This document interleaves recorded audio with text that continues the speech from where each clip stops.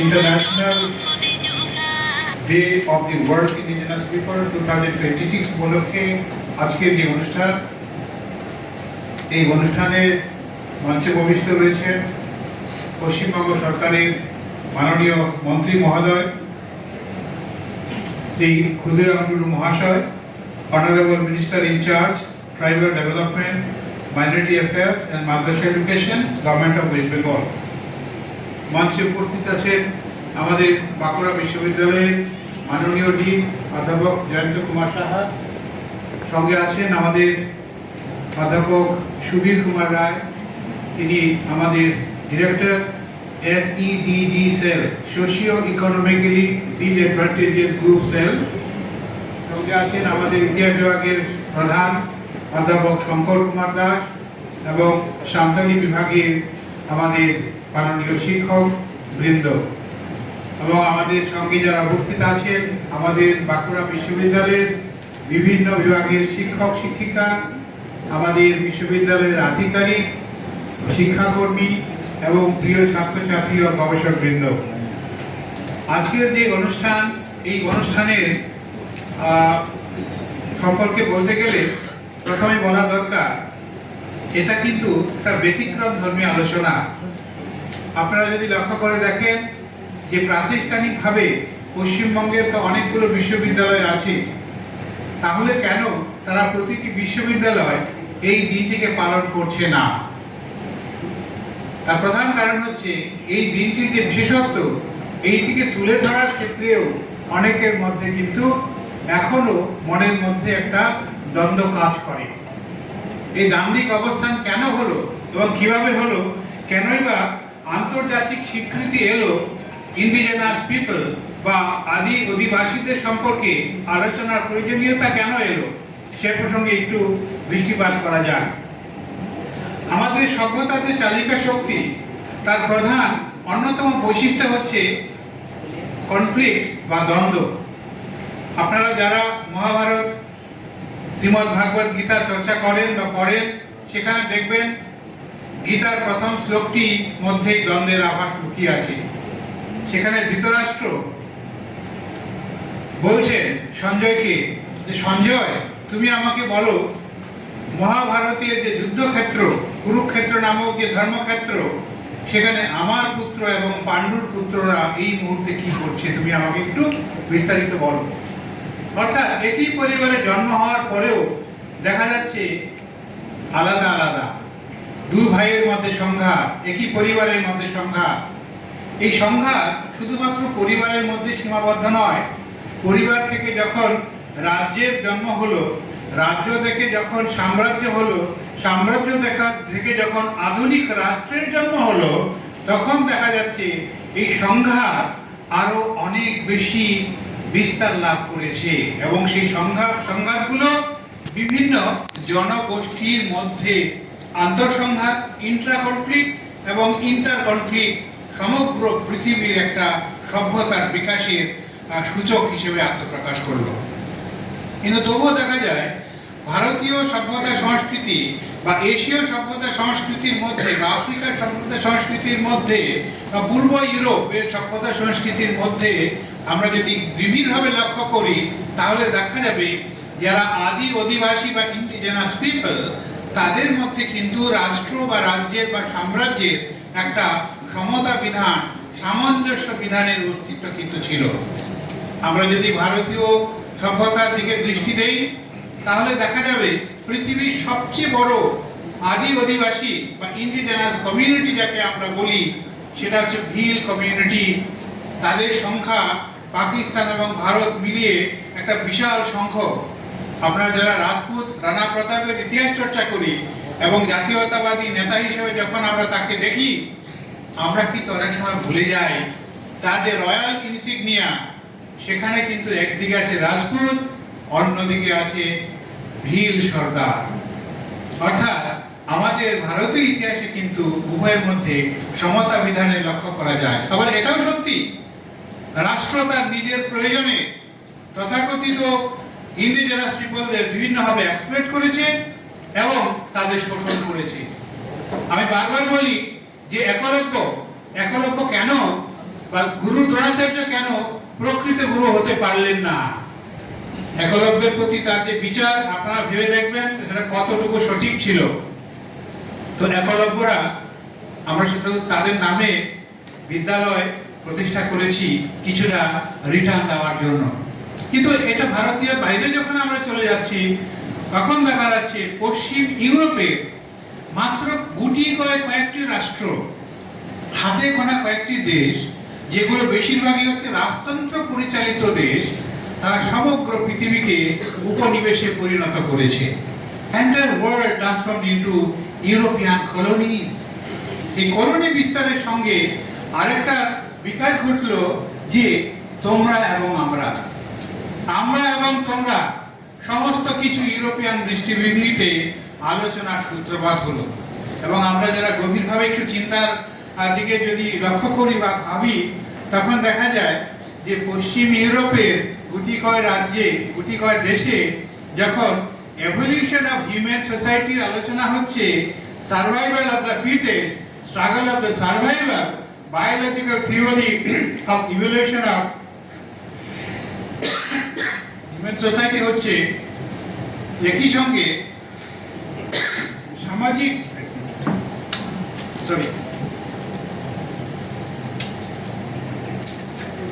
সমাজের ক্ষেত্রে দেখা যাচ্ছে সভ্যতার বিবর্তন নিয়ে কতগুলো আলোচনা হচ্ছে।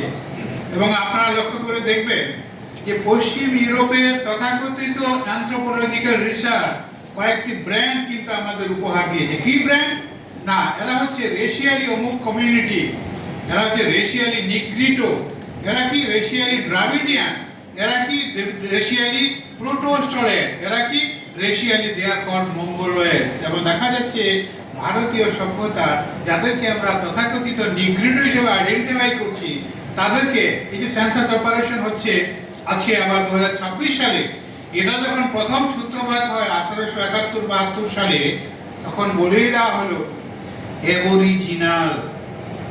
অ্যাবরিজিনাল এই শব্দগুলো কতটুকু ডেরিভেটরি সেটা আজকের দিনে আমরা বারবার বুঝতে পারি। তারপরে সবকিছু বলা হলো অ্যাবরিজিনাল। এমন কিছু মনে করবেন না, আমাদের বিদ্যাসাগর মহাশয় কিন্তু একই শব্দ ব্যবহার করেছেন সম্পাদক সব উপন্যাসে। আমাদের বিভূতিভূষণ একই জিনিস ব্যবহার করেছেন। রুমকিনি দেবীর খর্ব, একটু ইন্টারনেট খুলে দেখুন, what are the term he has used. আমি দোষ দিচ্ছি না কাউকে, এটা হচ্ছে পশ্চিম ইউরোপীয় সভ্যতার প্রভাব তাদের উপরে, ভারতীয় তথাকথিত পণ্ডিত ব্যক্তির উপরে। এবং এটা মনে করা হয়েছিল পশ্চিম ইউরোপ যা বলবে সেটাই হচ্ছে বাস্তব কথা এবং সেটাকেই মেনে নিতে হবে। এবং সমগ্র পৃথিবী যারাই মানতে চাইছে না তাদেরকে বলা হচ্ছে you are basically the uncivilised. America কাদের ছিল? আজকে যে উত্তর আমেরিকা মহাদেশ, সেখানে যে আদি অধিবাসী ইন্ডিজিনাস পিপল, তারা কোথায়? তাদেরকে ক্রমাগত পেছাতে পেছাতে এমন জায়গায় নিয়ে গেল যে তাদের আর কিন্তু এখন দূরবীন দিয়ে খুঁজতে হয়। এবং আপনারা যদি লক্ষ্য করেন দক্ষিণ আমেরিকার যারা আদি অধিবাসী, তাদের সভ্যতার বিকাশের বিভিন্ন উদাহরণ আমরা খুঁজে পাই, কিন্তু মানুষগুলো কিন্তু সেভাবে দেখতে পাই না, তাদের সংখ্যা মাইনরিটিতে পরিণত হয়েছে। একইভাবে যদি আমরা অস্ট্রেলিয়ার দিকে তাকাই, অস্ট্রেলিয়া তো কারোর জায়গা নয়, তাদের জায়গা ছিল, আদি অধিবাসীদের জায়গা ছিল, ইন্ডিজিনাস পিপলদের জায়গা ছিল। আজকে তারা কোথায়? তাদের সংখ্যা কমতে কমতে এমন জায়গায় চলে গেছে যে আগামী দিনে তাদের প্রতি বছরই একটা একটা করে কমিউনিটি হারিয়ে যাচ্ছে। আমাদের আন্দামান নিকোবর দ্বীপপুঞ্জের কি অবস্থা, সেখানেও কিন্তু ক্রমশ একটা একটা করে ইন্ডিজিনাস কমিউনিটি হারিয়ে যেতে বসেছে। তো এই যে দৃষ্টিভঙ্গি, সেখানে আরেকটা কথা বলা দরকার, এই দৃষ্টিভঙ্গির ক্ষেত্রে কিন্তু বিশাল একটা পরিবর্তন এলো। পরিবর্তন কখন এলো? পরিবর্তন আসতে শুরু করলো 1970 সালের পর। তার প্রধান কারণ কি? তার প্রধান কারণ হচ্ছে যে পৃথিবীটা আর শুধুমাত্র যুদ্ধ দিয়ে আমরা কিন্তু নিয়ন্ত্রণ করতে পারবো না। তার প্রধান নিয়ন্ত্রণের জায়গা হয়ে দাঁড়ালো আমাদের কাছে তার প্রাকৃতিক সম্পদ। এবং প্রাকৃতিক সম্পদকে আহরণ করা, তার এক্সপ্লয়টেশন করার মধ্য দিয়ে কিন্তু আগামী দিনের রাষ্ট্রীয় শক্তির নির্ধারণ শুরু হলো। অর্থাৎ ন্যাশনাল পাওয়ার কিন্তু আর সমরাষ্ট্রের উপরে নির্ভরশীল নয়। ন্যাশনাল পাওয়ারের অন্যতম বৈশিষ্ট্য হয়ে দাঁড়ালো তার প্রাকৃতিক সম্পদ। এইবার ঘটনাক্রমে প্রাকৃতিক সম্পদগুলোর যে ডিপোজিট, যেখানে তাদের সবচেয়ে বেশি কনসেন্ট্রেশন, ঘটনাক্রমে সেই প্রতিটি অঞ্চলে কিন্তু ইন্ডিজেনাস পিপলদের বাসস্থান। আজকে যে আমরা মহামূল্যবান ইউরেনিয়ামের কথা বলি, আমাদের কোথায় আছে ডিপোজিট? মেঘালয়ে। কোথায় আছে ডিপোজিট? ঝারসুগুদা, ঝাড়খণ্ড উড়িষ্যা বর্ডার। এবং প্রতিটি অঞ্চলে কিন্তু আমাদের ইন্ডিজেনাস পিপলের বাসস্থান। এটা শুধু ভারতের ক্ষেত্রে নয়, পৃথিবীর অন্যান্য জায়গাতে কি জিনিস হয়ে দাঁড়ালো? অর্থাৎ একদিকে আরেকটা কনসেপ্ট বলা হলো, কি কনসেপ্ট? Sustainable development. তো সাস্টেইনেবল ডেভেলপমেন্টকে যদি সত্যি সত্যি মেনটেন করতে হয়, তাহলে you have to follow the practice of the indigenous communities. এটা হচ্ছে 1970-এর একটা বৈশিষ্ট্য। এবার 90-এর দশকে আরেকটু এক ধাপ আমরা এগিয়ে গেলাম। তা দুটো, একটা হচ্ছে 1991 সালের প্যারিস প্রিন্সিপাল, যেখানে প্রতিটি মানুষের অধিকারকে সুরক্ষিত করার কথা বলা হয়েছে, যে 200 বছর ফরাসি বিপ্লবের 200 বছর উপলক্ষে মানুষের অধিকারকে সুনিশ্চিত করার জন্য 1993 সালে আমাদের দেশে রাষ্ট্রীয় মানবাধিকার সংগঠন তৈরি হলো। অন্যদিকে আমাদের রিও ডি জানেইরো 1992 সালে আর্থ সামিটে স্পষ্ট করে বলা হলো যে আমাদের প্রাকৃতিক সম্পদকে রক্ষা করা দরকার, এবং তার জন্য কি দরকার? Two follow the principles, practices, customs of the indigenous communities. কারণ তারা যুগ যুগ ধরে এই প্রকৃতিকে তারা তাদের যে জীবনশৈলী, জীবনধারা, সেটা দিয়ে বাঁচিয়ে রেখেছেন। এবং ঘটনাক্রমে লক্ষ্য করুন, তার 2 বছরের মধ্যে কিন্তু আন্তর্জাতিক স্বীকৃতি চলে এলো যে ইন্ডিজেনাস ডিকেড। এবং 10 বছর পর আবার যখন কিয়োটো প্রটোকল আসতে শুরু করলো, আবার বলা হলো ইন্ডিজেনাস ডিকেড, এবং আমাদের এই দিনটিকে আজকে সুরক্ষিত করা হলো, 9 আগস্টকে বাছাই করা হলো। এই প্রসঙ্গে বলা দরকার আরেকটা কথা, এটা আমরা বিশেষ করে ইতিহাস, পলিটিক্যাল সায়েন্স বা সমাজ বিজ্ঞান যারা আলোচনা করি, প্রত্যেকেই মনে রাখবে যে 2001 সালে পৃথিবীতে একটা বড় আন্তর্জাতিক সম্মেলন হয়েছিল দক্ষিণ আফ্রিকার ডারবান শহরে। তার নাম হচ্ছে ডারবান ডিক্লারেশন বা Durban conference, elimination of all forms of racial discrimination. এতদিন ধরে পশ্চিম ইউরোপের যে তথাকথিত অ্যানথ্রোপোলজিক্যাল রিসার্চ, যেটা আমরা রেশিয়াল ডিসক্রিমিনেশন শিখিয়েছিলাম, সেখানে ক্লিয়ারলি বলা হলো ডারবান ডিক্লারেশনে যে দিস আর সায়েন্টিফিক্যালি ফলস, বৈজ্ঞানিকভাবে মিথ্যে। একটা মানুষের সঙ্গে আরেকটা মানুষের ডিফারেন্স, কনফ্লিক্ট তৈরি করার জন্য এই মিথ্যেগুলোকে এতদিন ধরে চাপিয়ে দেওয়া হলো। আন্তর্জাতিক সম্মেলন কিন্তু ক্লিয়ারলি বলে দিল যে এখন থেকে এই ধরনের কোনো রেশিয়াল ক্লাসিফিকেশন চলবে না। এ প্রসঙ্গে আরেকটা বলা দরকার, 1948 সালেও কিন্তু এই ক্লাসিফিকেশন বন্ধ করার কথা বলা হয়েছিল। রেশিয়াল সুপিরিয়রিটির ফলে কিন্তু দ্বিতীয় বিশ্বযুদ্ধের সূত্রপাত, সেখানে রেশিয়াল ক্লাসিফিকেশনকে ডিনাই করতে বলা হয়েছিল। কিন্তু দুঃখের বিষয় হচ্ছে যে ভারতের মতো শিক্ষা প্রতিষ্ঠানগুলোতে বিদ্যালয়ের বাচ্চাদের আমরা নিজেরাও পড়েছি যে ভারতের জনগোষ্ঠীর মধ্যে এই 7টি জাতির অস্তিত্ব দেখা যায়, অর্থাৎ আমরা ফলো করিনি। কিন্তু 2001-এ যখন বলা হলো রেশিয়াল ডিসক্রিমিনেশন, ভারতের প্রতিনিধিরা যখন ফিরে এসে বললেন, এটা নিয়ে একটা ফিনোমেনন তৈরি হলো, প্রতিবাদ তৈরি হলো। এটা ডারবান ফিনোমেনন। আনফরচুনেটলি আমাদের সিলেবাসে এখন অন্তর্ভুক্ত করিনি। আজকে আমার মনে হয় আপনাদের কাছে অনুরোধ করব এই বিষয়গুলো যেন সিলেবাসের মধ্যে আসে। এরপরে দেখা গেল যে ইন্ডিজেনাস পিপলদের স্বীকৃতি শুধুমাত্র স্বীকৃতি নয়, তার জন্য প্রোটেকশন দরকার, এবং তাদের ভাষার বিকাশ দরকার, তাদের সংস্কৃতিকে বাঁচিয়ে রাখা দরকার। এবং তার জন্য ভারতের সরকার বিভিন্ন ধরনের পদক্ষেপগুলো গ্রহণ করেছে, কিন্তু আমরা বেশিরভাগ ক্ষেত্রেই দেখি যে পদক্ষেপগুলোকে বাস্তবায়িত করার ক্ষেত্রে অনীহা কাজ করে। আমরা সন্দেহ প্রকাশ করি সত্যি সত্যি আমরা পারবো তো। কিন্তু বাঁকুড়া বিশ্ববিদ্যালয়ে আমি যখন এসে যোগদান দিলাম, প্রথমে মুর্শিদাবাদ বিশ্ববিদ্যালয়ের কথা বলবো, সেখানে যখন আমি যোগ দিয়েছিলাম উপাচার্য হিসেবে, সেখানে সাঁওতালি বিভাগ খোলার কথা বলা হয়েছিল, এবং আমরা সঙ্গে সঙ্গে কিন্তু সেখানে সাঁওতালি বিভাগ এর সূত্রপাত আমরা করেছিলাম।